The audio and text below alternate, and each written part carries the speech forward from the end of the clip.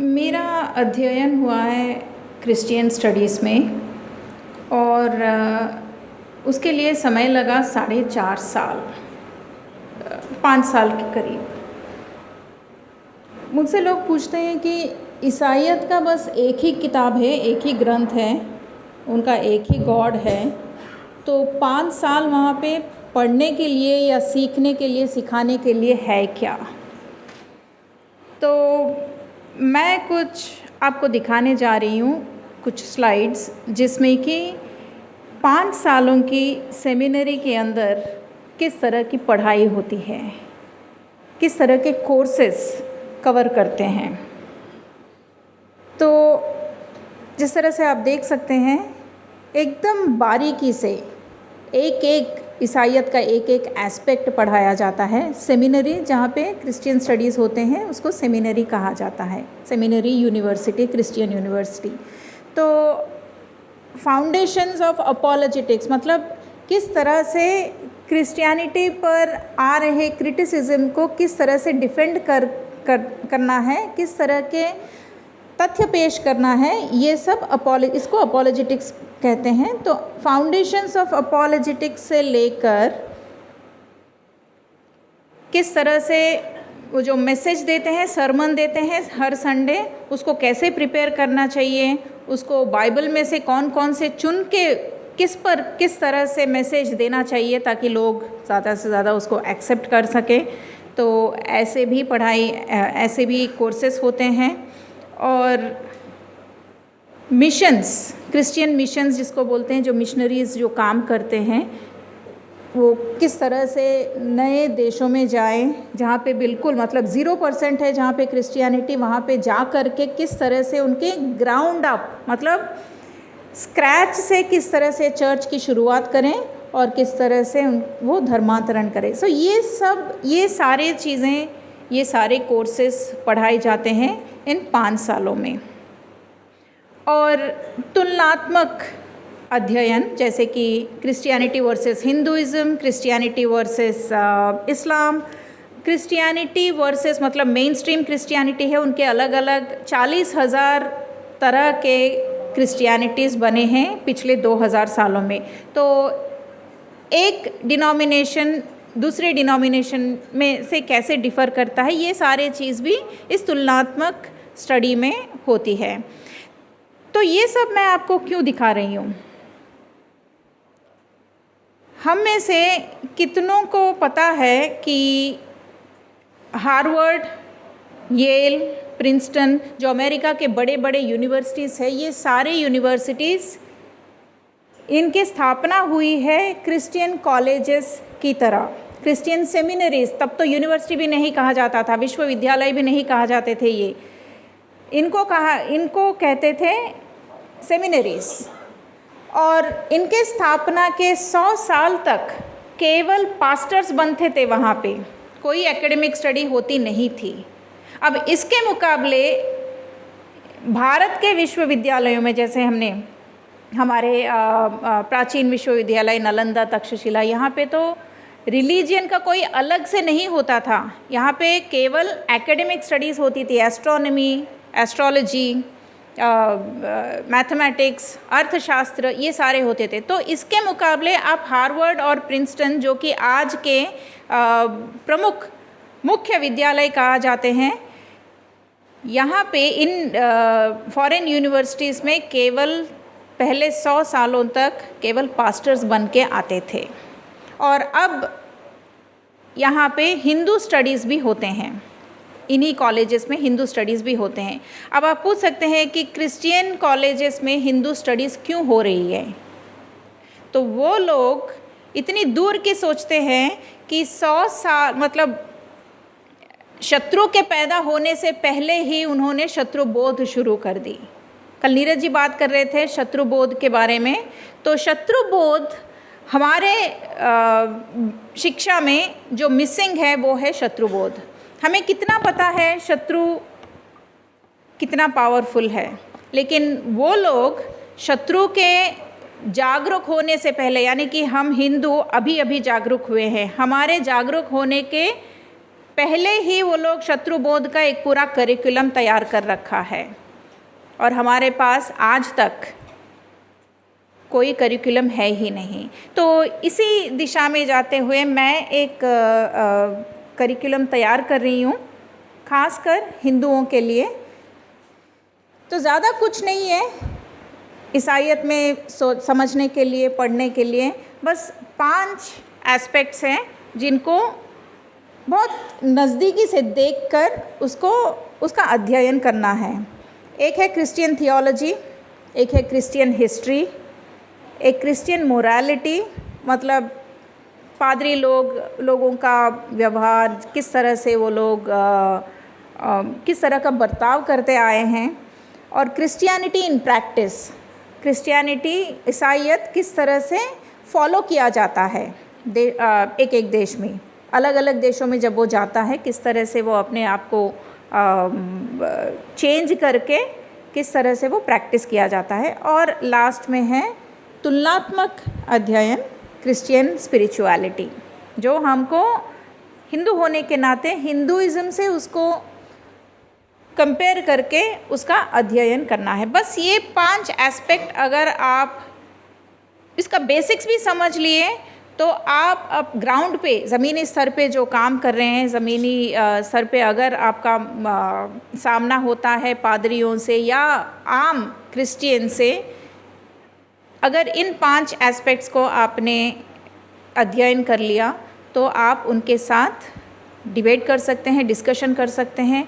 और जो हिंदू है, जो कन्वर्जन के लिए ज़्यादा वल्नरेबल है, ऐसे कम्युनिटीज़ के साथ भी आप ये शेयर करके आप रोक सकते हैं। तो सबसे पहले है थियोलॉजी। सो क्रिश्चियन थियोलॉजी में ज़्यादा कुछ नहीं है।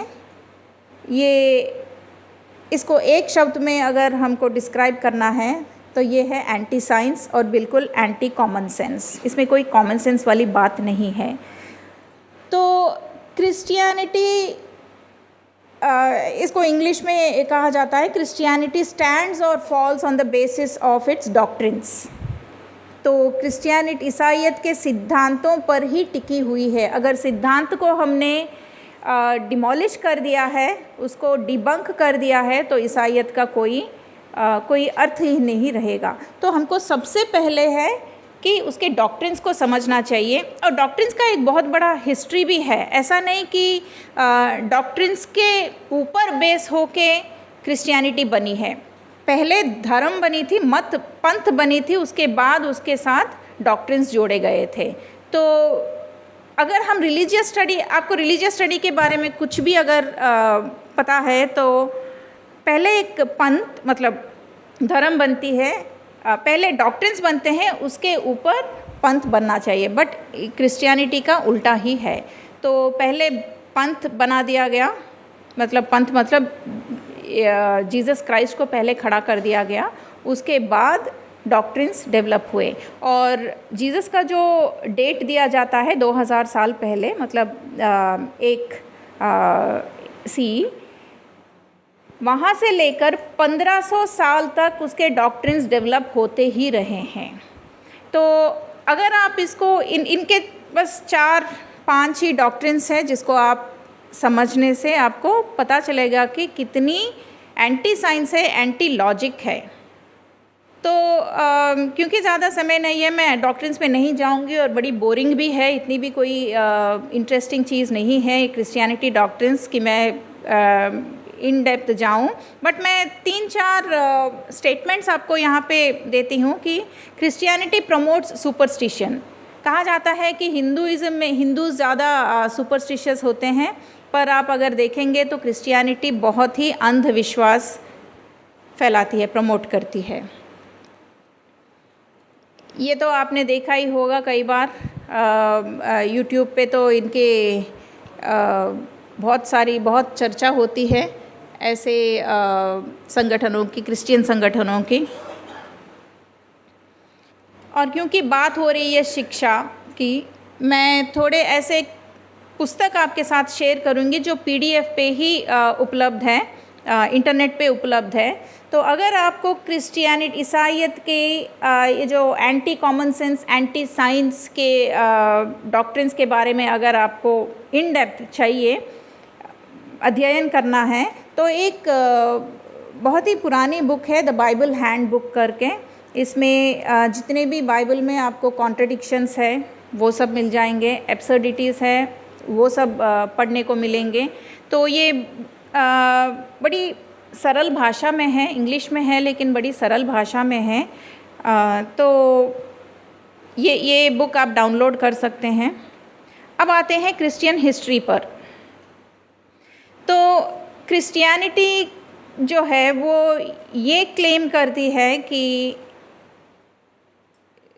54 CE में थॉमस नाम का जीसस क्राइस्ट का ही एक शिष्य भारत आया और तभी से क्रिश्चियनिटी भारत में चालू है। इससे बड़ा झूठ तो शायद ही ईसाईयत में होगा। बात यह है कि ईसाईयत पहली शताब्दी में नहीं, दूसरी नहीं, 50वीं नहीं, 500 नहीं, 15th सेंचुरी तक, यानी कि 16th सेंचुरी तक ईसाईयत भारत में नहीं है। ये आया वास्को डी गामा के बाद। पर इनका नैरेटिव कैसे है कि क्रिश्चियनिटी पहले ही शताब्दी में आ गई है यहाँ पे। तो इनका पीछे का इनका उद्देश्य क्या था ऐसे झूठ फैलाने की? एक तो ये है कि भाई भारत में यूरोप से पहले ही ईसाईयत पहुंच चुकी थी।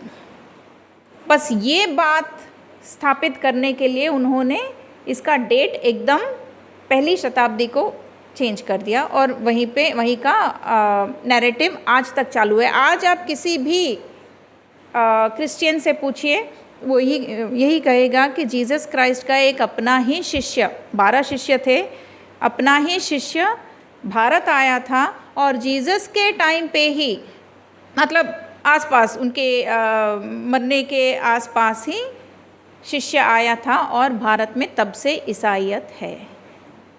इसका भी आप अध्ययन कर सकते हैं। बहुत सारे पुस्तक लिखे गए हैं इसके बारे में।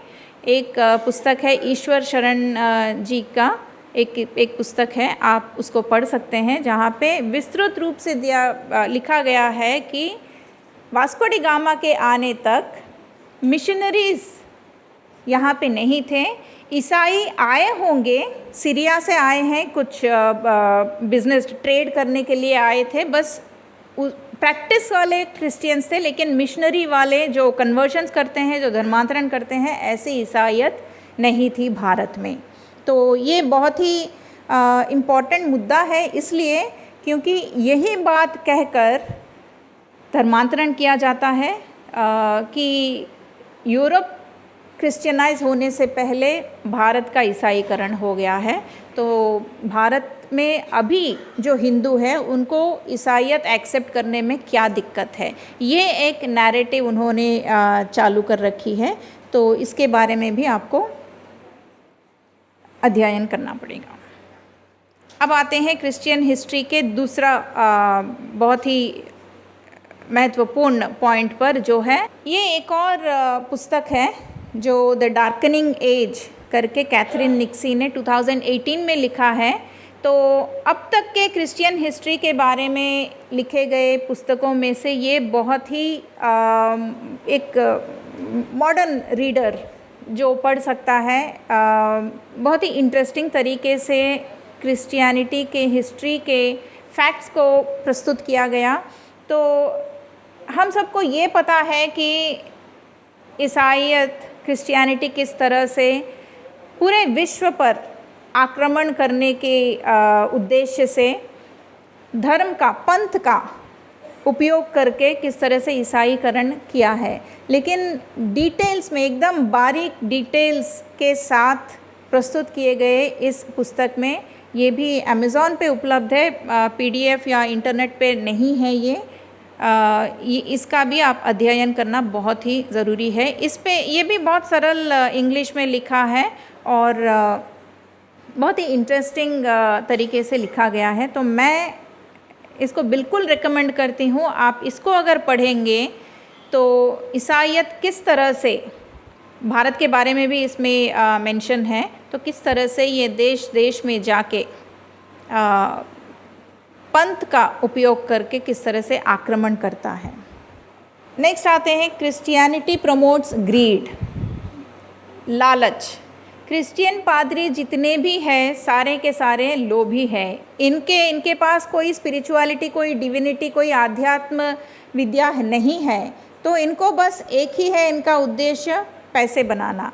और ईसाइयत में आपको पता होगा कि हर ईसाई जो चर्च जाता है उसको अपने इनकम से एक 10% ऑफ हिज इनकम ही has to give to church. अब इस 10% के थ्रू पादरियों ने बड़े बड़े मतलब खुद के जेट प्लेन्स भी खड़ा करते हैं, बड़े बड़े एम्पायर्स खड़ा करते हैं। हमारे ही देश के हैं दिनाकरन और कई सारे, अभी हाल ही में पंजाब में जिस तरह से हालत है ईसाइयत का, बजिंदर सिंह, अंकुर नरूला, ये सारे के सारे 5 या 6 वर्षों पहले तक इनके पास फूटी कौड़ी भी नहीं थी। आज ये करोड़ों के मालिक हैं। तो कैसे आया ये? अगर इतनी ही आध्यात्म है, इतनी ही स्पिरिचुअलिटी और डिविनिटी है ईसाइयत में, तो पैसे के पीछे क्यों भाग रहे हैं? ये भी एक सवाल करने वाली मुद्दा है। तो क्रिश्चियनिटी प्रमोट्स इमोरलिटी, ये इसके बारे में किसी ने अभी तक किताब तो नहीं लिखी है, सोच रही हूँ मैं ही एक लिख दूँ, क्योंकि इतने सारे किस्से हैं। केवल अब तक हमको ये पता है कि कैथोलिक चर्च, शायद आप में से बहुत लोगों को अंतर भी नहीं पता होगा कैथोलिक चर्च और प्रोटेस्टेंट चर्च का, ये 2 मेन डिनोमिनेशंस है। तो हमको अभी तक यही न्यूज़ आता रहा है कि कैथोलिक चर्च के अंदर कितनी सारी गंदगी है, बट प्रोटेस्टेंट चर्च के अंदर भी उतनी ही गंदगी है। और अगर आप इंटरनेट खोल के देखेंगे कि प्रोटेस्टेंट चर्च सेक्सुअल अब्यूज़, बस इतना ही आप गूगल करेंगे तो आपको कई सारे मिल जाएंगे। पिछले बस 4-5 सालों के कई सारे न्यूज़ आपको आइटम्स मिल जाएंगे। तो Christianity promotes grid and immorality, इसके बारे में मैं थोड़ा 1-2 मिनट बात करना चाहती हूँ कि क्यों मैं इतनी बड़ी स्टेटमेंट दे रही हूँ कि क्रिश्चियनिटी प्रमोट्स इमोरलिटी। क्रिश्चियनिटी में कर्म सिद्धांत है ही नहीं।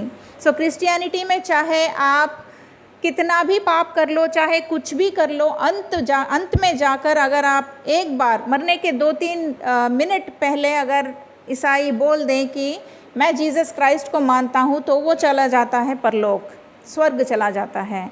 तो इसी के चलते, इसी डॉक्ट्रिन के चलते कोई भी ईसाई अच्छा करने की ना सोचता है ना करता है। तो that is why Christianity promotes greed, Christianity promotes immorality. तो जितने सारे आपको स्कैंडल्स, चर्च के अंदर स्कैंडल्स मिलते हैं, उसका एक ही कारण है, because they don't believe in कर्म सिद्धांत। उनका बस कितना भी कर लो, अंत में जाकर यीशु मसीह के सामने नील डाउन करके बोल दें कि हम आपको मानते हैं, तो वो चले जाते हैं स्वर्ग। नेक्स्ट है क्रिश्चियनिटी प्रमोट्स कास्ट डिस्क्रिमिनेशन। एक और नैरेटिव ये है, स्पेशली ट्राइबल एरियाज़ और रूरल एरियाज़ में, कि हिंदुइज़्म में कास्ट डिस्क्रिमिनेशन है। अगर आप कन्वर्ट हो जाएंगे क्रिश्चियनिटी में तो कास्ट डिस्क्रिमिनेशन कुछ नहीं है, यहाँ पे सारे इक्वल है। इससे ये भी बहुत बड़ा झूठ है, क्योंकि जिस तरह इंडियन हिस्ट्री, भारत के हिस्ट्री में अगर आप देखेंगे तो caste discrimination was created by the British colonizers। ये एक और बुक है, बहुत ही बढ़िया बुक है। कास्ट के बारे में आपको किस तरह से वर्ण व्यवस्था को कास्ट में बदल दिया गया और किस तरह से इस फॉल्ट लाइंस को उपयोग करके डिस्क्रिमिनेशन करके धर्मांतरण कैसे किया गया। तो ये पूरी की पूरी चर्च की ही करतूत है। तो कास्ट ऑफ माइंड करके निकोलस डर्क्स एक फॉरेन राइटर हैं, तो इनको आप पढ़ लीजिए, ये भी PDF में उपलब्ध है इंटरनेट पे। सो क्रिश्चियनिटी प्रमोट्स एंटी नेशनलिज्म, ये एक और ये है। तो इसके बारे में भी कई सारे रिसेंट वर्षों में हुआ है। मैं बोलूँगी 5 वर्षों के अंदर ही आपको जितने भी न्यूज़ है वो सब मिल जाएंगे। तो कैसे कैसे चर्च पास्टर्स भारत माता हो, हमारे ध्वज हो, इसका इंसल्ट करके। तो ये है PD सुंदरराव नाम का एक पास्टर जो बोलता है कि हमारा नेशनल एंथम है वो गधे की आवाज़ जैसा लगता है। और यही पास्टर बोलता है कि ये जो इंडियन फ्लैग है वो इसको शर्म से झुकना है। मेरे कॉलेज, ये एक कॉलेज चलाता है, यूनिवर्सिटी, बाइबल यूनिवर्सिटी चलाता है। मेरे कॉलेज पे जितने भी ध्वज लगे हैं इनको देखकर इंडियन फ्लैग, हमारा झंडा, शर्म से उसको झुकना चाहिए। तो ऐसा कुछ मतलब तेलुगु में कहा है। और जो लोग इसके आगे सैल्यूट करते हैं वो सारे के सारे बेवकूफ़ हैं। तो ये एक और पास्टर है जो बोलता है कि एक बार भारत के टुकड़े हुए 2, एक और बार कर दो, इस बार हमको हमारा हिस्सा दे दो, हम फिर कभी आपको परेशान नहीं करेंगे। यानी कि जब तक आप क्रिश्चियंस का एक अलग देश नहीं दे दोगे, हम तब तक आपको परेशान करते रहेंगे, आपके देवी देवताओं को गाली देते रहेंगे, आपके ट्राइबल्स और आपके रूरल पीपल को हम कन्वर्ट करते रहेंगे। ये है उनका मतलब परेशान करने का। तो ये एक और है जो बोलता है भारत के जो ऋषि मुनि हैं वो सारे के सारे इलिटरेट थे। ये अंधविश्वास फैलाने के अलावा कुछ नहीं आता था इनको। और ब्रिटिश के जो लोग हैं, ब्रिटिशर्स जो है वो हमारे आध्यात्मिक माता पिता हैं, हमें उनकी बहुत आभार होनी चाहिए। तो ऐसे स्टेटमेंट्स देते हैं और हमारे देश में कोई कार्रवाई नहीं होती है इनके ऊपर, बस एक FIR रजिस्टर होती है और 24 घंटे के अंदर वो जेल जाते हैं और बाहर भी आ जाते हैं। फिर उसके बाद थोड़े दिन हम ट्वीट करते हैं, यूट्यूब पे 2-4 वीडियोस बना देते हैं, बस भूल जाते हैं। वो हिंदू एमनीसिया जिसको बोलते हैं ना, वो चल रहा है। तो एक और तमिलनाडु से एक ये कहता है कि idol worship is same as prostitution. तो कुछ मुख्य प्रश्न है जो बेसिकली क्रिश्चियनिटी, हर हिंदू को इसके आंसर्स समझना चाहिए। और मैं एक सीरीज़ ऑफ बुक्स भी लिख रही हूँ एक और संघ के कार्यकर्ताओं के लिए। तो उसमें से हमको बेसिकली व्हाट इज़ क्रिश्चियनिटी, इस्लाम के बारे में हमको बहुत सारा मतलब क्योंकि वो इज़ अ बिगर एनिमी, क्योंकि ज़्यादा ईविल है, उसको हम बारीकी से जानने की कोशिश कर रहे हैं। लेकिन ईसाईयत के बारे में ऐसा नहीं है। तो ईसाईयत के बारे में हिंदू पर्सपेक्टिव से एक अध्ययन करनी बहुत ज़रूरी है। तो बेसिक क्वेश्चंस ऐसे हैं, what is Christianity, what is the Bible, how did Christianity spread so fast in the world. So ये एक पेज या 3-4 पैराग्राफ्स के एक आंसर होता है इसका। बट आप में से अगर मतलब कोई अध्ययन करना चाहता है और ज़मीनी स्तर पर अगर आप धर्मांतरण रोकने की काम करना चाहते हैं, एक्टिविज़म करना चाहते हैं, तो ये बहुत ही बेसिक क्वेश्चंस हैं जो हमको क्रिश्चियनिटी के बारे में पूरी तरह से समझा सकते हैं। ये US का एक बहुत ही बड़ा स्कॉलर है, बार्ट एहरमन करके। ये US में रहकर, ये एक एथीइस्ट है, पहले क्रिश्चियन था, फंडामेंटलिस्ट क्रिश्चियन थे और उसके बाद एथीइस्ट बने। लेकिन he is a Christian studies new testament scholar. और इनका ये मानना है कि जीसस क्राइस्ट कोई गॉड नहीं थे, वो आए थे, पैदा हुए थे और कुछ दिन रहे, 31 वर्ष रहे थे यहाँ पे और उसके बाद बस मर गए बाकी लोगों की तरह। तो एक नैरेटिव ये है कि जीसस कभी पैदा ही नहीं हुए, Jesus is not a historical person. अब भारत के पर्सपेक्टिव से अगर देखा गया तो हमें कोई मतलब नहीं है जीसस के होने से या ना होने से। जब तक ऐसे स्कॉलर्स कहते रहेंगे कि जीसस गॉड नहीं है, जीसस का कोई डिविनिटी नहीं है, बस हमें इतना ही काफ़ी है। तो ये मैंने एक रिसेंटली एक इंटरव्यू की मैं और भी ऐसे जो बाहर से है, अमेरिका और यूके से है, जितने भी न्यू टेस्टामेंट स्कॉलर्स मतलब बाइबल के स्कॉलर्स जितने भी हैं, जो ये नहीं मानते हैं कि जीसस इज़ गॉड, जो बोलते हैं कि Jesus is not a God, उनमें कोई डिविनिटी है ही नहीं, ऐसे स्कॉलर्स को हम और भी इंटरव्यू करने वाले हैं। तो मैं चाहती हूँ कि ऐसे इंटरव्यूज़ भी अगर आप देखेंगे, ऐसे स्कॉलर्स के कई सारे इंटरव्यूज़ हैं, मैंने ही नहीं कई सारे लोगों ने की है, अगर आप देखेंगे तो इससे भी आपको बहुत कुछ पता चलेगा। तो ये 4-5 एस्पेक्ट्स है जिसका अध्ययन करके आपको 5 साल करने की कोई आवश्यकता नहीं है। 5 महीने में अगर आप बैठेंगे तो क्रिश्चियनिटी के बारे में एक पूरा मतलब 2000 साल का हिस्ट्री आपको मालूम हो जाएगा। तो ये कोई बड़ी शिक्षा नहीं है, बस बैठ के अध्ययन करने का जो उद्देश्य है वो होनी चाहिए।